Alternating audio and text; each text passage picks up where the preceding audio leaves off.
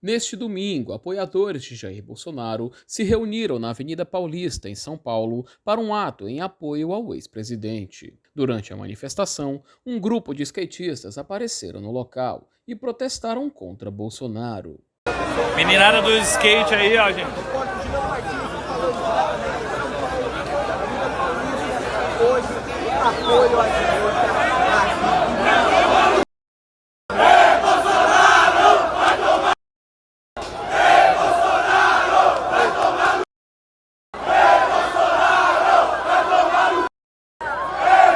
O ato de Bolsonaro na Avenida Paulista também contou com a presença de Tarcísio de Freitas, governador de São Paulo, Romeu Zema, governador de Minas Gerais, Cláudio Castro, governador do Rio de Janeiro e outros nomes da política brasileira.